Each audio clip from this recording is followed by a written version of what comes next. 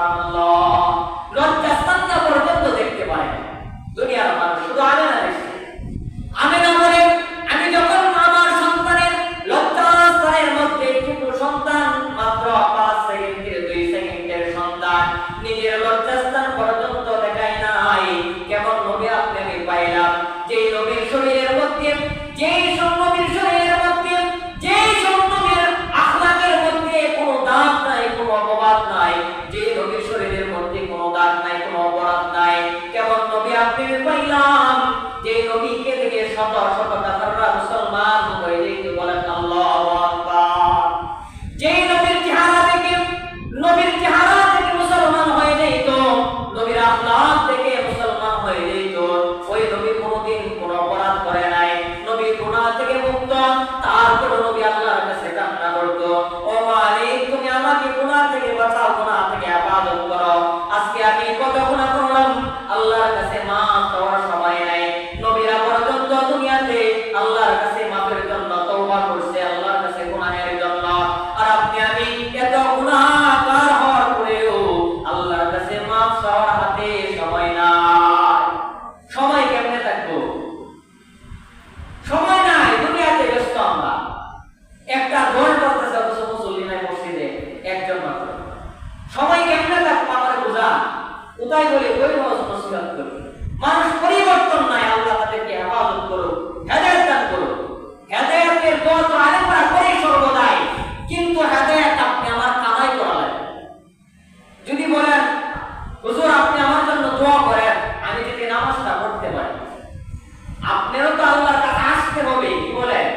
আল্লাহর কাছে আপনার দোয়া আপনার করা লাগবে। আমি আপনার জন্য দোয়া করলাম আপনার বাড়িতে গিয়া, আপনার ঘরে গিয়ে দাওয়াত খাইলাম, দোয়া করলাম, কিন্তু আমার দোয়া থেকে আপনার দোয়া আরো বেশি কাজে লাগবে।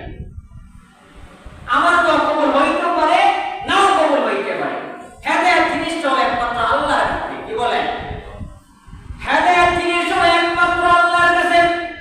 নবীর চাচা আবু তালেব যখন দুনিয়াতে শেষ বিদায় নিয়ে চলে যায়, দুনিয়ার মধ্যে আমার নবী যে অনেক সাহায্য করেছে, কিন্তু আবু তালেব পর্যন্ত হেদায়েত প্রাপ্ত হইতে পারে নাই। আমার নবী বলে, ও চাচা শুধু একবার বলেন কালিমাটা, একবার কালিমাটা পাঠ করেন। বলে না না, আমি কালিমা পাঠ করব না। যদি আমি কালিমা পাঠ করে মুহাম্মাদের ধর্ম গ্রহণ করে যদি মারা যাই, আমার মক্কারবাসী, আমার পুত্রের লোকেরা বলবে, ওই যে দেখো মৃত্যুর পূর্বে তার মুহাম্মদ অর্থাৎ তার বাতিজার ধর্ম গ্রহণ করে চলে গেছে। তার বাতিজার ধর্ম গ্রহণ করছে, এই জন্য কি করে নাই? কালিমা পাঠ করে। কানে কানে বলছে একবার বলে, যাতে আপনারা কি জান্নাতে নিয়ে যেতে পারি। আল্লাহ তাআলা সঙ্গে সঙ্গে আয়াত নাযিল করে বলে দিয়েছে, ও মুহাম্মদ ও পয়গম্বর, আপনি আর তাকিল করেন না, তাকে আর বলিয়েন না, তালকিন আর দিয়েন না, কারণ হেদায়েতের মালিক একমাত্র আল্লাহ। কথা বুঝছেন? ক্লিয়ার? হেদায়েতের মালিক কে? একমাত্র আল্লাহ। যেই কথা বলতেছিলাম, কেমন নবী আপনি আমি পাইলাম, আজকে ওই নবীর মহব্বত আপনি আমার ভিতরে নাই। যে নবীকে বানানোর কারণে, যে নবীকে পয়গম্বরকে আল্লাহ তাআলা বানানোর কারণে, সৃষ্টি করার কারণে আপনি আমি সর্বপ্রতি আর পরবর্তী দুনিয়াতে আসতে পারছি। কথা বলেন ঠিক কিনা? আর আজকে ওই নবী নিজে গালি দেয়, আমরা বেহুশ, আমরা দুনিয়ার সব খবর রাখি, ওই খবর রাখি। এজন্য যারা দেখবেন আল্লাহ রাসূলের হুকুম, আল্লাহর হুকুম রাসূলের সুন্নাত মোতাবেক চলতে পারছে, তারাই সফলতা। আরে মিয়া, আপনি আমি দল করি, দলে আপনাকে জান্নাত দিবে না। আপনি আজকে মারা যান, আমার কথা সত্য, আপনি হজম করতে পারেন না বা না করতে পারেন, আমার কথা ক্লিয়ার। আপনি আজকে মারা যান বা আমি মারা যাই, আজকে আপনি মারা যান, আমি 100% বলে গ্যারান্টি দিয়ে বলতে পারি যে এই নেতার পিছনে রাত থেকে দিন পর্যন্ত বসছে, সকাল থেকে সন্ধ্যা পর্যন্ত যে নেতার পিছনে বসছে, আপনি আজকে মারা যান, ফোন দিয়ে বলবেন যে ভাই আপনার একজন লোক মারা গেছে, দেখবেন বলবে আমার যে মিটিং আছে আমি তো হয়তো জানাতে আসতে পারতাম, শিরো দিয়ে বলতে পারবেন। কি বলেন? সাথে সাথে না বলে দেব কি আমার মিটিং আছে, অমুক আছে, তমুক আছে, আমি জানাতে উপস্থিত হইতে পারতাম না। কি দল করেন? কি আপনার নেতা আপনাকে জান্নাত দিবে না, আপনার দল আপনাকে জান্নাত দিবে না। আজকে ওই দলের জন্য আপনি আমি দুনিয়ার স্বার্থ খুঁজি, দুনিয়ার 5 টাকা 10 টাকা খুঁজি, এই ঈমান দিয়ে জান্নাতে যাইতে পারবে না। কলমে কাগজে লিখে রাখেন, এই ঈমান দিয়ে জান্নাতে যাইতে পারবেন না। যেই নবীকে না মানে আপনি আমাকে বানাইতেন না। কথা বলেন ঠিক কিনা? ঠিক। নবীর মহব্বত পরিপূর্ণ থাকা লাগবে। জান্নাত আপনি আমার জন্য বানাইছে, তাহলে কি আমরা কি জান্নাতে যাব না? আল্লাহর তাআলার কাজ পরিপূর্ণ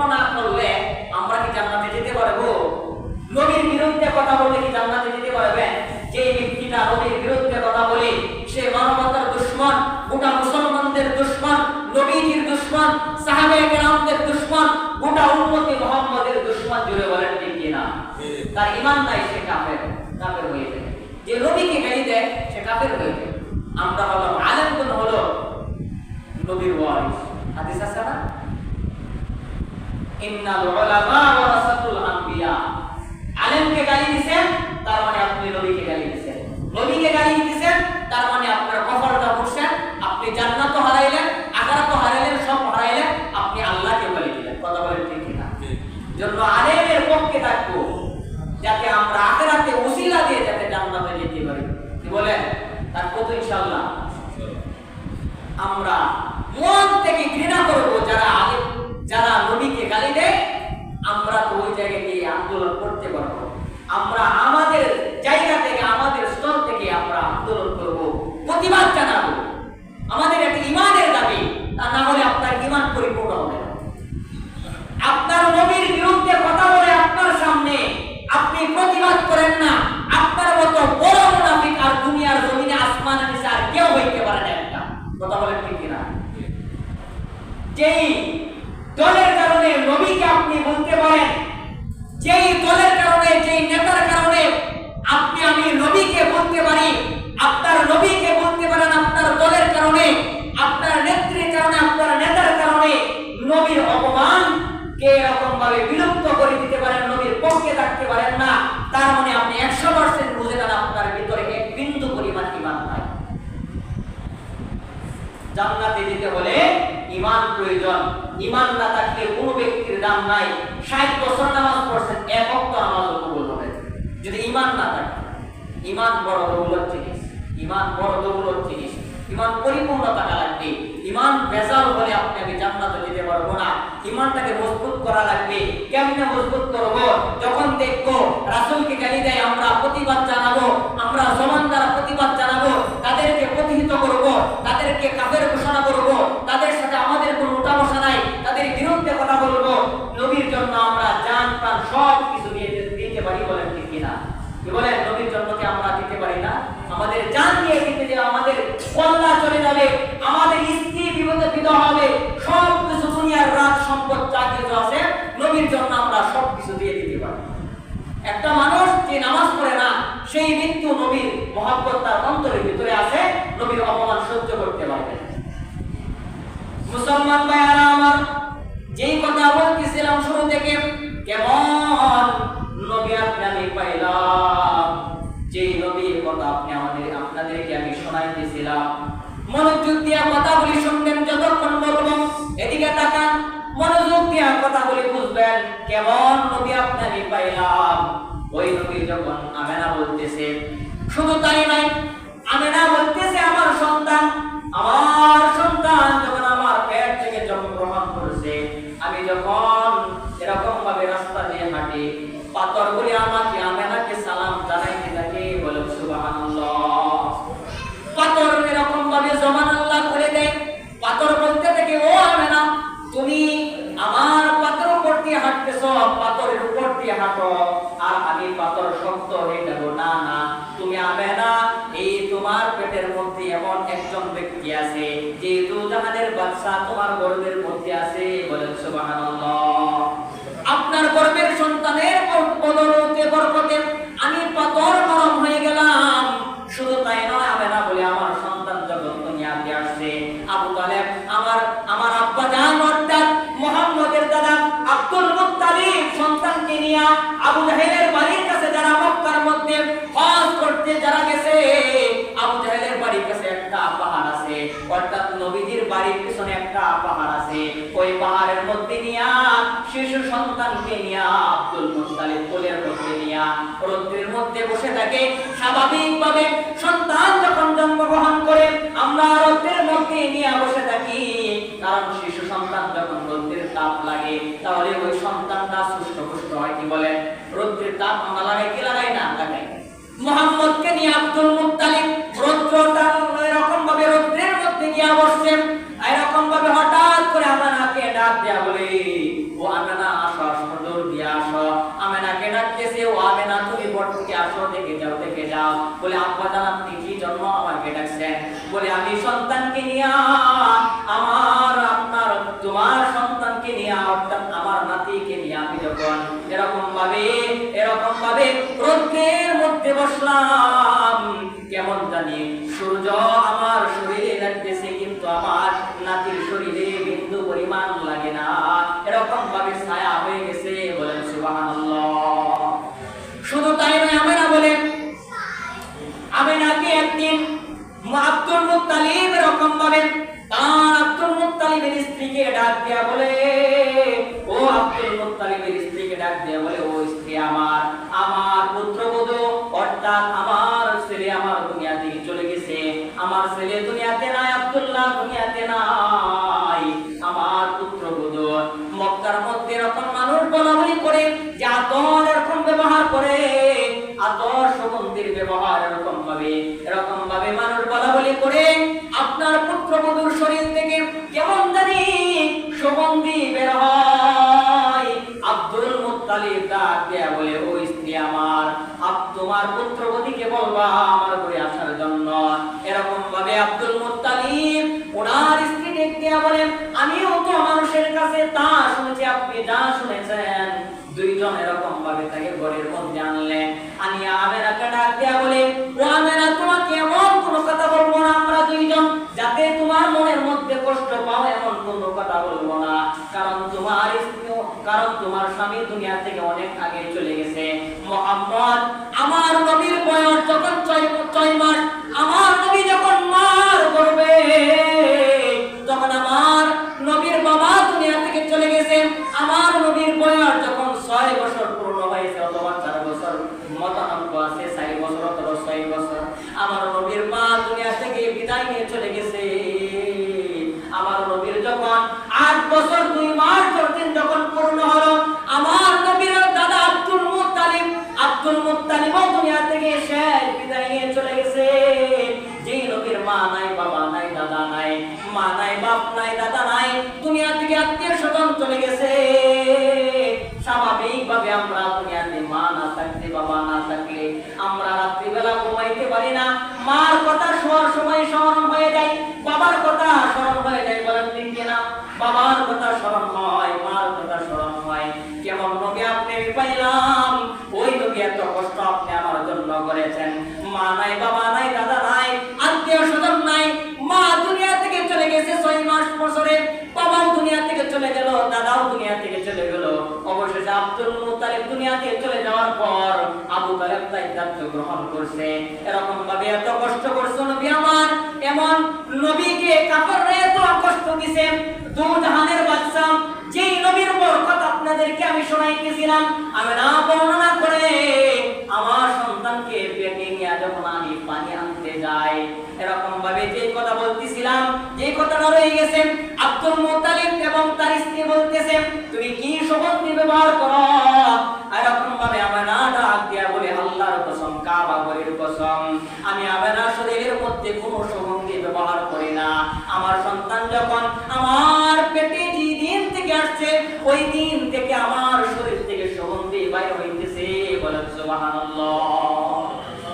শুধু তাই নয়, আমার নবী পানি আনতে এরকম ভাবে পানি আনার জন্য কূপের মধ্যে যায়, কূপের মধ্যে পানি আনার জন্য যায়।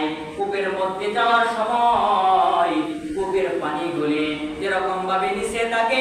আমার নবীর মা আমেনা যখন কূপের কাছে যাওয়া মাত্রই তল থেকে এরকম ভাবে তলদেশ থেকে পানি উপরে চলে আসে। জুড়ে বলেন সুবহানাল্লাহ।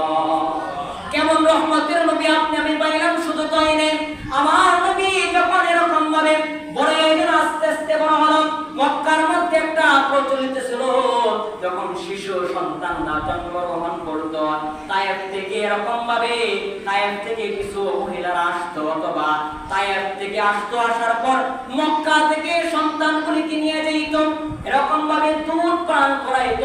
আমার নবী যখন দুনিয়াতে আসছে, আসার পর যখন বড় হইল, তার মা যখন তাকে দুধ পান করাইছে, এর আগে সুয়াইবা 7 দিন দুধ পান করাইছে প্রথম অবস্থায়। তারপরে আমেনা রাদিয়াল্লাহু তাআলা দুধ পান করানোর পর কিছুদিন পরে তায়েফ থেকে একটা গোত্র আসছে মুহাম্মদকে নেওয়ার জন্য, শিশু সন্তানদেরকে নেওয়ার জন্য। তায়েফ থেকে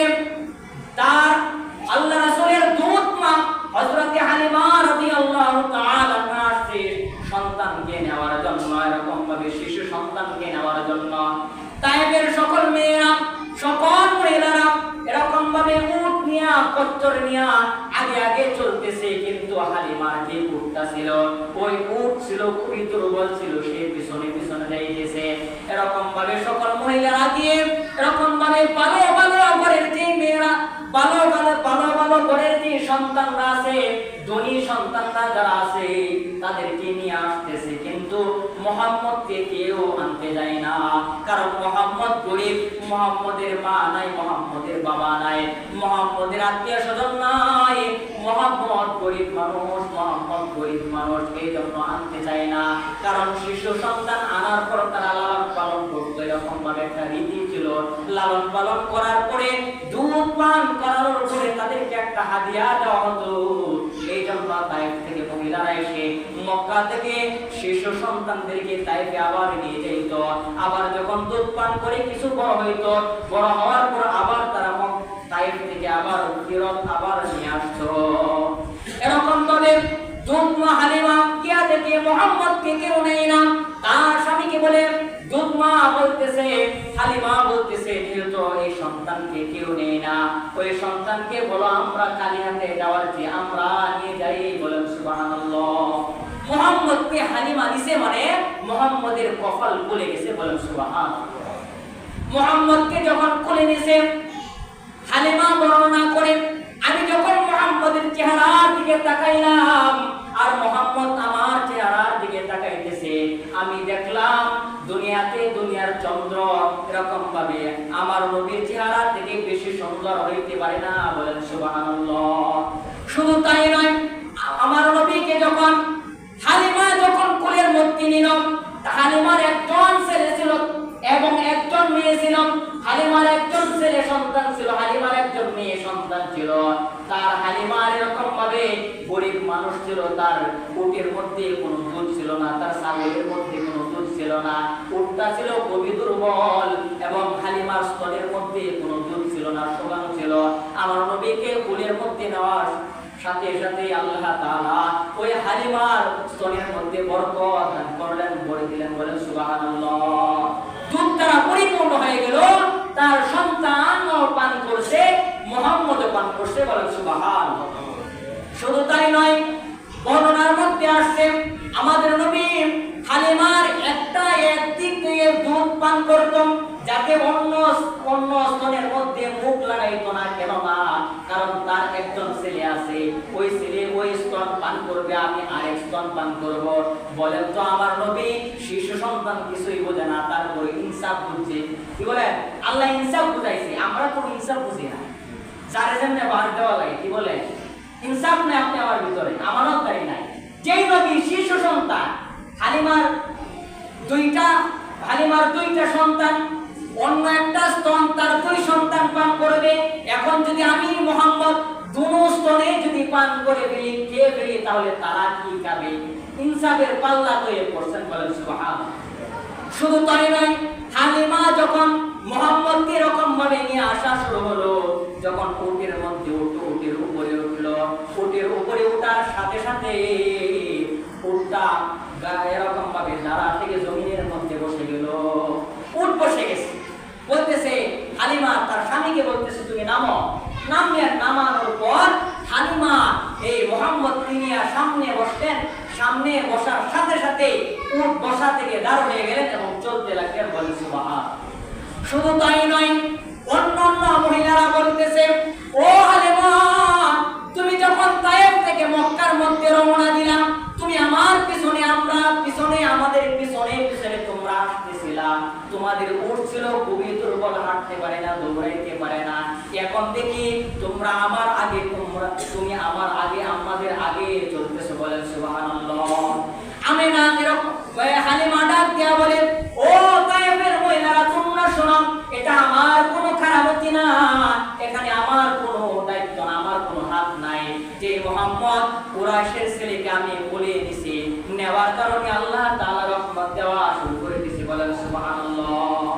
এরকম ভাবে হালিমা রাদিয়াল্লাহু তাআলা সবার আগে উট দিয়ে এরকম ভাবে বাড়ির মধ্যে, অর্থাৎ মক্কার তায়েফের মধ্যে পৌঁছে গেলেন। তায়েফের মধ্যে পৌঁছে যাওয়ার পর এরকম ভাবে হালিমা যখন তার বাড়ির সামনে যখন যখন গেল, যাওয়ার সময় গিয়া দেখে যে উটটা, যে ছাগলটা গাছের মধ্যে বাঁধা ছিল, ওই ছাগলের মধ্যে কোনো দুধ ছিল না, ছাগল ছিল শুকনো।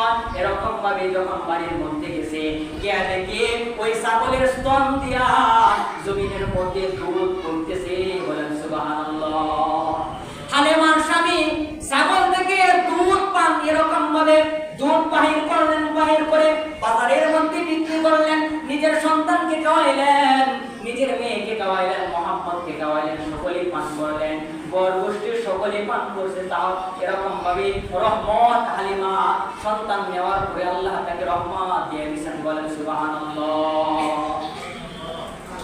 আরব দেশে কাবার পাশে মানবের সেরা মানব এসেছে। কি বলেন ঠিক কিনা?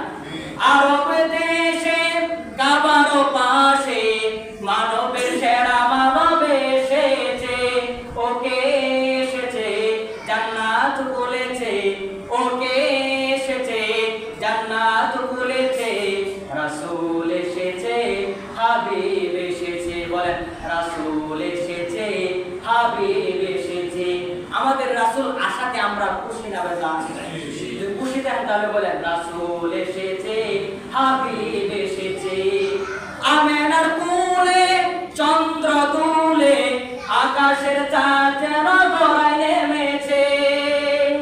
আমেনার কোলে চন্দ্র দুলে, আমেনার কোলে চন্দ্র দুলে আকাশের চাঁদ যেন ধরায় নেমেছে।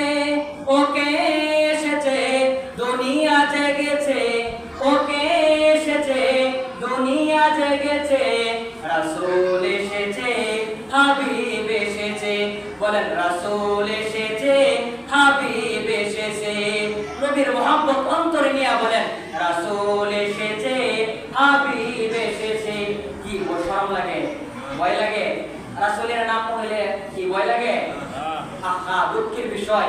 আজকে আমি নবীর মুহাম্মদ, নবীর উম্মত দাবি করি, নবীর সুন্নাত আপনি আমার ভিতরে না। নবীর উম্মত দাবি করি অথচ নামাজ পড়ি না। নবীর উম্মত দাবি করি 10 টাকার পিছনে করি। নবীর উম্মত দাবি করি 50 টাকার বিনিময়ে ঈমান বিক্রি করি।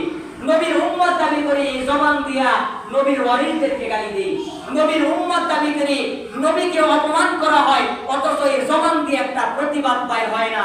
আজকে আপনার সন্তানকে যদি কেউ গালি দেয়, আমার মনে হয় আপনি তাকে ছাড়বেন না, ছেড়ে কথা বলবেন না। আজকে নবীকে গালি দেয়, নাস্তিকরা নবীকে গালি দেয়। আজকে যারা আমরা হয়তো জানি না, আমরা এই যে মুম্বাই যারা ফেসবুক চালান, ইউটিউব চালান, ইউটিউবে লিখবেন যে বর্তমান পরিস্থিতি কি মুম্বাই, দেখবেন সব তথ্য পাইবেন। তখন তো ইউটিউবের যুগ, আমাদের থেকে আপনারা আরো বেশি বুঝেন। ইউটিউবে গিয়া মাসলার দরকার বুঝলে পড়া তার আমল লাগে না, এরকম ভাবে ইউটিউবের মধ্যে লেগে আসে, আমরা সরাসরি আসে। কি বলেন? বর্তমান মোবাইলের যুগ, সবকিছু খবর আমার থেকে আপনারা আরো বেশি জানেন। এজন্য আমরা যতটুকু পারি আমরা তাদের প্রতিবাদ জানাবো। এই যে জুমার পরে নতুন বাজার আজকে পুরা হুসেনপুর আজকে প্রতিবাদ জানানো হবে জুমার পরে, এরকম ভাবে মিছিল, এরকম ভাবে যারা নামাজও পড়ে না, এক ওয়াক্ত নামাজও পড়ে না, ওই ব্যক্তিও নবীর অপমান কোনোদিন সহ্য করতে পারে না। হুজুরে বলেন ঠিক কিনা? যে নবীকে আজকে মুম্বাইয়ের মধ্যে গালি দিল, দেওয়ার কারণে সমস্ত মুসলমান একত্রিত হয়ে আজকে প্রতিবাদ জানানো হয়েছে। এই একটা ভিডিওর মধ্যে আমি দেখলাম একজন কৃষক, অর্থাৎ একজন গাড়ি চালক, রিক্সা চালক একটা ব্যক্তিকে প্রশ্ন করা হলো, ভাই এই যে 2 দিন 3 দিন পর্যন্ত নবীকে গালি দেওয়ার কারণে আজকে মুম্বাইয়ের জমিনে অবরোধ চলতেছে, মিছিল চলতেছে, আপনি তো এরকম ভাবে গাড়ি চালাইতে পারবেন না, আপনি সংসারে খাইবেন কি? ওই ব্যক্তি প্রশ্নের উত্তরে দিল, আমি হইতে নামাজ পড়ি না, আমি হইতে রিক্সা একজন সামান্য রিক্সা চালক, কিন্তু আমি আমার নবীর মুহাম্মদের অসম্মান অপমান আমি কোনোভাবে এরকম ভাবে সহ্য করতে পারি না। বলেন ঠিক কিনা? ওই ব্যক্তি ওই উত্তর দিয়েছে। আজকে আপনি আমি কোথায় একটু চিন্তা করেন। এই নবীর যে রহমতে তখন আপনাদেরকে বয়ান করে শোনাইলাম, কেমন নবী একটু চিন্তা করেন, কেমন নবী আপনি পাইলেন। যেই নবী তায়েফের মধ্যে মারা গেছে, যেই নবী উহুদের ময়দানে মারা গেছে, অথচ কোনোদিন বলে নাই যে আল্লাহ তাদেরকে ধ্বংস করে দাও।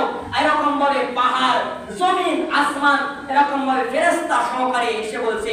নবী শুধু একবার বলেন তায়েফের মানুষকে সেকেন্ডের মধ্যে ধ্বংস করে দেব, একবার বলেন আবু জাহেলকে ধ্বংস করে দেব, একবার বলেন সকলকে আপনারা যারা আঘাত করছে সকলকে মুহূর্তের মধ্যে ধ্বংস করে দেব। নবী বলেন আজকে তারা বুঝে নাই, আজকে আমি নবীকে চিনে নাই, তারা আজকে মারা যাবে, তাদের সন্তান হয়তো আমার ধর্ম গ্রহণ করবে, আমাকে মহব্বত করবে, আমি নবীকে চিনবে। আল্লাহ তাআলার কাছে